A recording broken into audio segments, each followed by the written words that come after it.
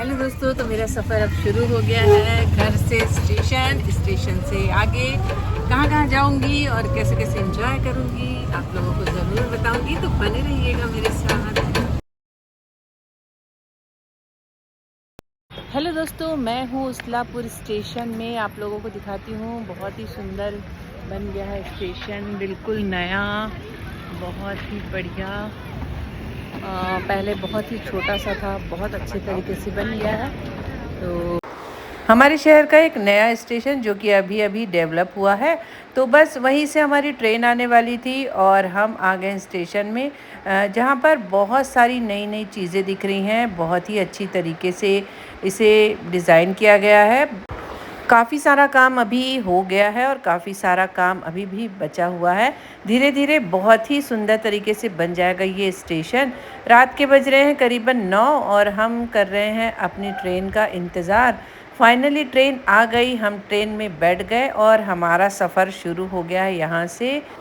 जिस प्रोग्राम के लिए मैं जा रही हूँ, हमारे साथ और भी कई रिश्तेदार अलग अलग स्टेशनों से हमें ज्वाइन कर रहे थे। फाइनली हम सुबह सुबह 4:30 बजे पहुँच गए हैं। ये पहुँच गए हैं हम अपनी उस जगह पर जहाँ हमें प्रोग्राम अटेंड करना था।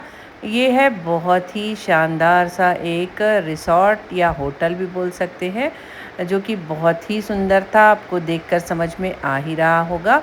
तो बस हमें मिली थी रूम की चाबी। सभी रिश्तेदारों के लिए अलग अलग रूम थे। हम भी पहुंच गए हैं अपने रूम में। अपने रूम में सामान रखा, थोड़ा सा फ्रेश हुए और कई सारे रिश्तेदार आए थे जिनसे मिले। बहुत ज़्यादा अच्छा लग रहा था क्योंकि मेरा परिवार बहुत बड़ा है और सभी के साथ मिलना जुलना मुझे बहुत ज़्यादा पसंद है। तो मैं आई हूँ एमपी के जबलपुर शहर में देवरानी के बेटे के जनेऊ संस्कार के लिए। तो बस रूम में पहुँची, थोड़ा सा देवरानी को रेडी किया और मैं भी तैयार हो गई हल्दी की रस्मों के लिए। तो हल्दी की रस्म शुरू होने से पहले नाश्ता लगाया गया भरपेट। सभी ने बहुत ही टेस्टी टेस्टी नाश्ता किया और उसके बाद हल्दी की रस्म हम शुरू करने वाले थे। तो जनेऊ संस्कार में भी बिल्कुल शादियों की तरह ही सारे रस्म होते हैं। तो क्या क्या रस्में होती है हमारे यहाँ और कितनी ज़रूरी होती है, ये भी आप लोगों को ज़रूर बताऊँगी। परिवार के सभी लोग लगभग आ गए थे। सबने अच्छी तरह एक साथ बैठकर नाश्ता किया और फिर एक छोटा सा स्टेज रेडी किया गया था जहाँ पर जिस बच्चे की जनेऊ संस्कार है उसे हल्दी लगेगी, उसके मम्मी पापा को हल्दी लगेगी। इस तरह हमारे घर में रीति रिवाज होते रहते हैं। सभी देवरानियाँ, बहनें, नंदे मिलकर देवरानी को, देवर को और उनके बेटे को हल्दी लगाएंगे, आरती उतारेंगे। सभी प्रोग्राम की शुरुआत आरती और नज़र उतार कर की जाती है, जिससे कि प्रोग्राम भी अच्छा हो जाए और बच्चे की नज़र भी उतर जाए।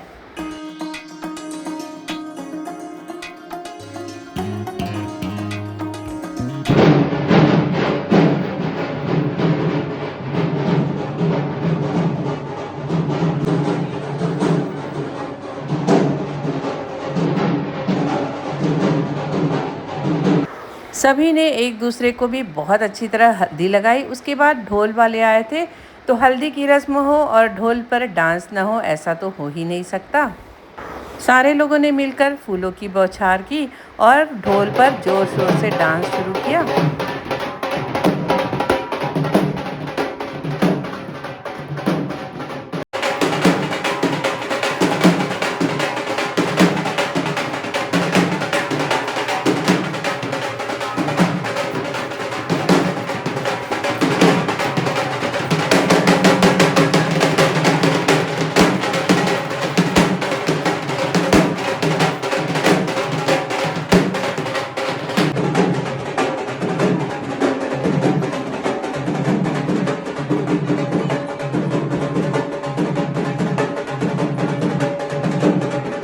किसी भी फंक्शन को अच्छा बनाने के लिए रस्मों के साथ साथ ढोल, डांस, गाने, ये सारी चीज़ें तो होते ही रहनी चाहिए। हल्दी की रस्म के बाद सभी को एक साथ नहलाया गया। उसके बाद हुई देव देवक की पूजा शुरू। एक तरफ पूजा चल रही थी, एक तरफ मेहंदी वालियाँ आकर सबको घर की मेहंदी लगा रही थी।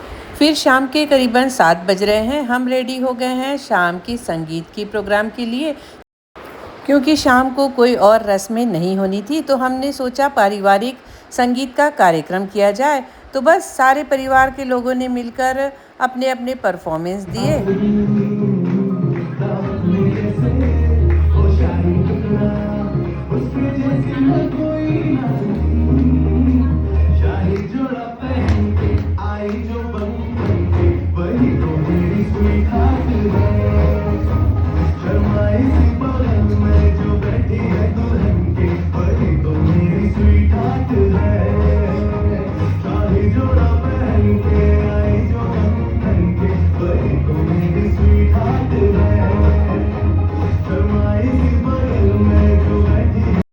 मैंने भी काफ़ी सारे डांस किए और परिवार के सभी लोगों ने अपने अपने टैलेंट को दिखाया और इन्जॉय किया, खूब मस्ती की।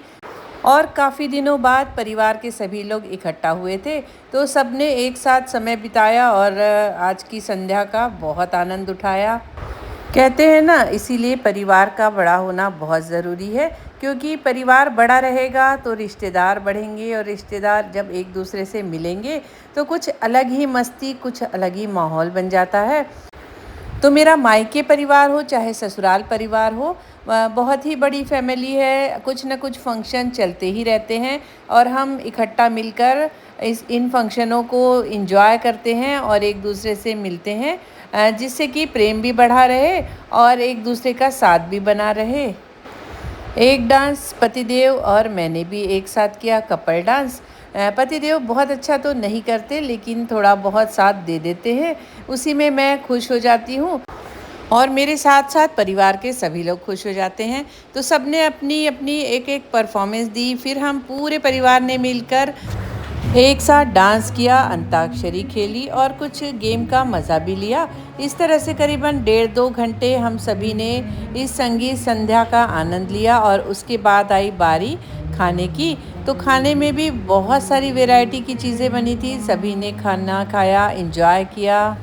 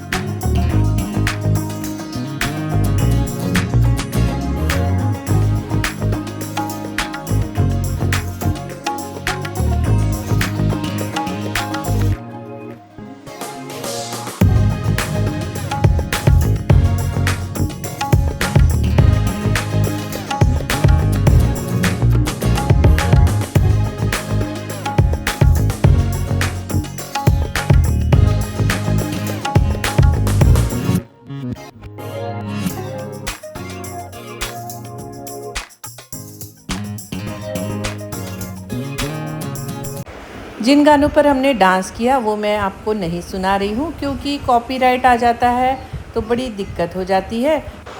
संगीत ख़त्म होने के बाद हम देवरानी जिठानी सब ने मिलकर ये एक कॉर्नर पर रुखवंत कहते हैं हमारे यहाँ, जो कि अगले दिन भिक्षा के रूप में माँ बच्चे के झोली में डालती है। तो कुछ अनाज था, इस तरह से झोपड़ी बनी थी, घर के परिवार के लोगों ने कुछ कुछ चीज़ों को बना कर लाया था। ये ड्राई फ्रूट्स की नौका है। तो इस तरह की क्रिएटिविटी हमारे यहाँ चलती रहती है और ये जनेऊ संस्कार के कुछ नियम इसमें लिखे हुए हैं, विधि लिखी हुई है। इस तरह कॉर्नर को सबने मिलकर सजाया। तो रात के 1 बज गए थे और फिर चले गए अपने अपने रूम में और सुबह सुबह सभी जल्दी उठ गए, रेडी हो गए और सबने टेस्टी टेस्टी नाश्ता कर लिया था, क्योंकि अब रस्में शुरू होने वाली थी। हमारे घर पर मुहूर्त का विशेष महत्व है। एक विशेष मुहूर्त होता है, उसी मुहूर्त पे जनेऊ संस्कार शुरू होते हैं। तो सभी परिवार के लोगों ने नाश्ता किया और हम आ गए हैं एक हॉल में, जहाँ पे रस्में शुरू होने वाली थी। वहाँ का डेकोरेशन आप लोगों को दिखाती हूँ, बहुत ही ज़्यादा सुंदर लग रहा था। सारा डेकोरेशन ऑर्डर पे बना हुआ था, बहुत ही सुंदर तरीके से झोपड़ी बनी हुई थी, बटुक बने हुए थे, ऋषि बने हुए थे, शीला लेक बनी हुई थी। ये सारा स्टेज है, ये है बेटे का नाम और बेटे की कुछ फ़ोटो लगाई गई थी। बहुत ही अच्छे तरीके से स्टेज को सजाया गया था, बहुत सुंदर लग रहा था। इसके बाद सबसे पहली रस्म होती है अष्टवर्ग की रस्म, जो शुरू हो रही थी। हेलो दोस्तों, अभी जनेऊ के अष्टवर्ग संस्कार चल रहे हैं, तो आप लोगों को भी दिखाती हूँ किस तरह से महाराष्ट्रीयन परिवार में अष्टवर्ग खाना खिलाया जाता है। आप लोग बने। यहाँ पर उन बच्चों को खाना खिलाया जा रहा है जिनके जनेऊ संस्कार हो चुके हैं। 8 ऐसे बच्चों को बिठाया जाता है। चांदी की थाली, ग्लास, कटोरी में बहुत ही तरह तरह के व्यंजन होते हैं जिसमें लहसुन प्याज नहीं होता है। इस तरह का सात्विक भोजन इन्हें खिलाया जाता है। साथ ही जिस बच्चे की जनेऊ होने वाली है, माँ और बेटे को एक साथ बैठकर सभी लोग अलग अलग तरह के मिठाइयाँ खिलाते हैं। आपकी स्वेच्छा अनुसार सभी बच्चों को ब्राह्मण समझकर दान भी दिया जाता है, अपनी अपनी श्रद्धा भक्ति से। तो इस तरह सभी बच्चों का भोजन हुआ, उन्हें दान दक्षिणा दी गई। सभी ने मिलकर देवरानी और बेटे को थोड़ा थोड़ा मिठाई खिलाई और खाना भी खिलाया, क्योंकि अब वो ब्राह्मण रूप में आ गया है, तो ये पुण्य का काम माना जाता है। तो इस तरह रस्में शुरू होती रही।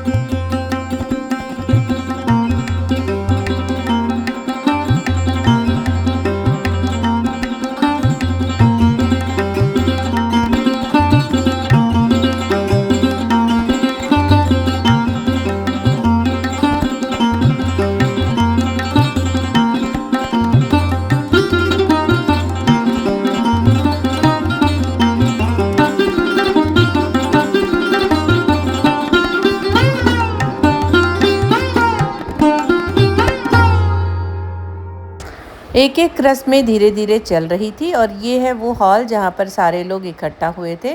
साथ ही एक प्रोफेशनल बुलाया गया था रंगोली वाले को, जिसने कि बहुत ही सुंदर तरीके से यहाँ पर रंगोली बनाई थी। जैसा कि हमारे यहाँ सभी शुभ काम में बिना रंगोली बनाए नहीं होता, तो बहुत ही ज़्यादा सुंदर रंगोली बनी हुई थी सबसे पहले गेट के एंट्रेंस में। तो मैंने सोचा आप लोगों को भी दिखा देती हूँ। और अब जनेऊ संस्कार का मुहूर्त का समय हो गया था, तो बेटे को गाजे बाजे के साथ स्टेज पर लाया गया।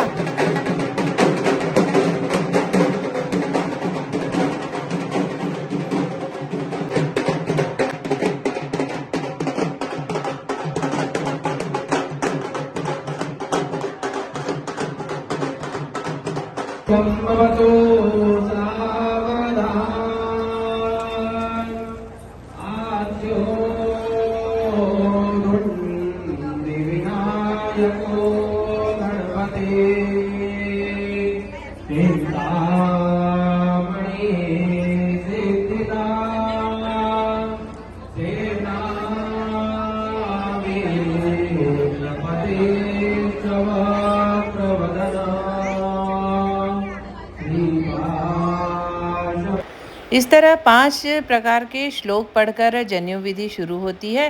बिल्कुल शादी की तरह ही माहौल बन जाता है, बस दुल्हन ही नहीं होती, बाकी सारी चीज़ें बिल्कुल शादी की तरह होती हैं। बहुत अच्छा लगता है ये रस्म रिवाज देखना और इसे निभाना भी। श्लोक पूरे होने के बाद जयमाला की विधि होती है।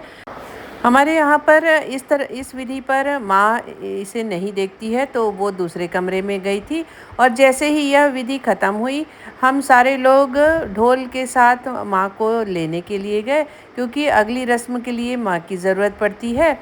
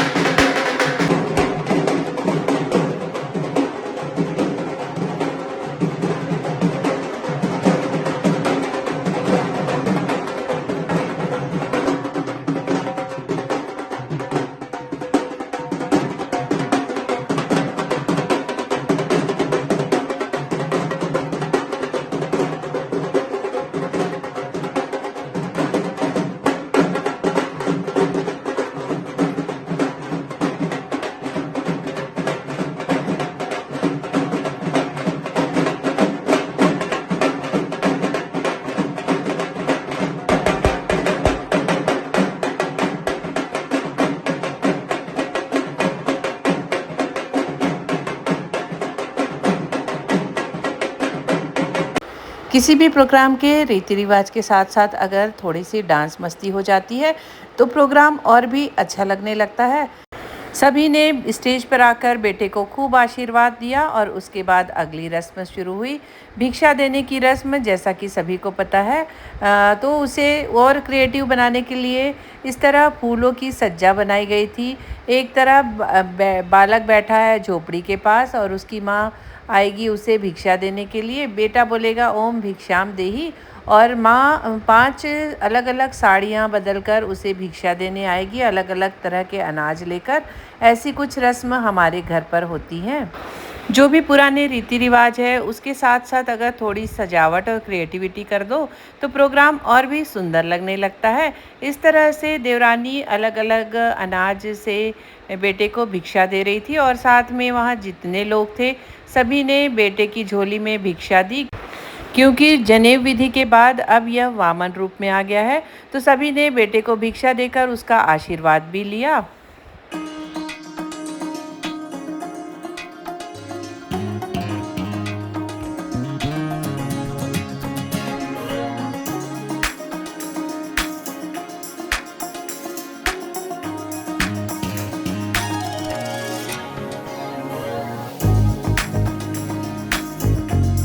उसके बाद काफ़ी सारी छोटी-छोटी रस्में चलती ही रही और बारी आ गई है अब भोजन करने की। तो परिवार के सभी लोग अपने-अपने हिसाब से भोजन कर रहे थे।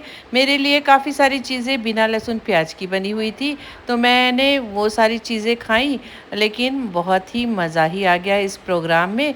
पूरे परिवार के साथ एक साथ मिलना, एक दूसरे से बातें करना, एक साथ एंजॉय करना बहुत ही ज़्यादा अच्छा लग रहा था। 2 दिनों तक खूब एंजॉय किया और फाइनली बारी आ गई अपने-अपने घर जाने की। तो सभी की अलग-अलग जगह से ट्रेनें थी। 2 दिनों में सबने मिलकर खूब एंजॉय किया। बहुत ही अच्छी-अच्छी यादें लेकर मैं जा रही हूँ। तो कैसा लगा आप लोगों को मेरा आज का ये वीडियो अच्छा लगा हो तो लाइक कीजिए, सब्सक्राइब कीजिए, कमेंट्स कीजिए और बने रहिए मेरे साथ। फिर मिलूँगी एक नए वीडियो में, तब तक के लिए बाय-बाय। हम साथ साथ हैं, जन्मों के साथी हम साथ साथ हैं।